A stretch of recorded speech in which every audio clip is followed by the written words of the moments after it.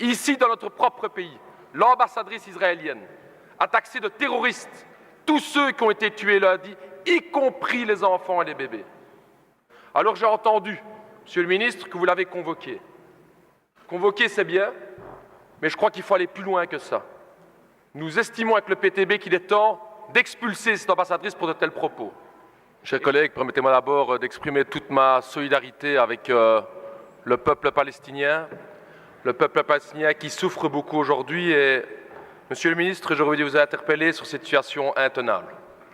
Situation intenable dans la bande de Gaza, où des manifestants pacifistes se sont fait tirer dessus par des snipers avec des balles exprès pour faire mal, pour déchirer les os, pour déchirer les muscles par l'État israélien. Et chers collègues, une fois de plus, nous ne pouvons que dénoncer l'hypocrisie de la communauté internationale et plus particulièrement de l'Europe et de la Belgique. N'importe quel autre pays au monde aurait fait le quart de la moitié de ce que fait Israël, on aurait déjà appliqué un embargo. N'importe quel autre pays du monde aurait été chercher une telle répression, appliquer une telle répression, qui aurait déjà eu des motions et des sanctions. Mais non, quand il s'agit d'Israël, on se tait.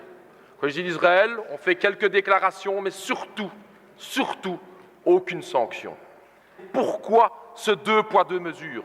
Pourquoi tellement intervenir contre les autres pays et jamais prendre des sanctions contre Israël? Ça, c'est la question que l'ensemble des peuples du Sud nous pose comme question.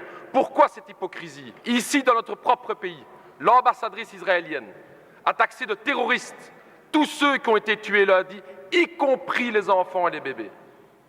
Alors j'ai entendu, Monsieur le ministre, que vous l'avez convoqué. Convoquer, c'est bien, mais je crois qu'il faut aller plus loin que ça. Nous estimons avec le PTB qu'il est temps d'expulser cette ambassadrice pour de tels propos.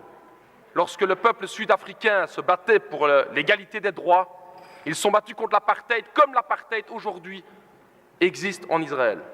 Seules des sanctions internationales et la lutte du peuple sud-africain ont permis de lever l'apartheid dans ce pays. Il n'y a pas d'égalité entre le colonisé et le colonisateur, comme il n'y avait pas d'égalité entre le peuple noir en Afrique du Sud et l'État sud-africain. C'est ça la question, c'est ça l'hypocrisie dans laquelle on est. Il n'y a pas deux côtés à voir. Il est temps de prendre parti. Et prendre parti, vous le savez tous ici, et c'est ça l'hypocrisie.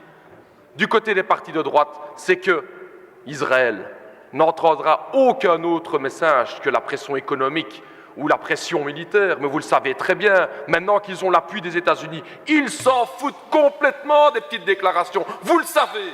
Et c'est ça qui est hypocrite, un petit fax qu'on envoie, une petite convocation. Il est temps de prendre des mesures aujourd'hui, parce qu'il y a un peuple palestinien dans la bande de Gaza. 95% de l'eau n'est pas potable. Que ferions-nous? Que ferions-nous si nous étions là?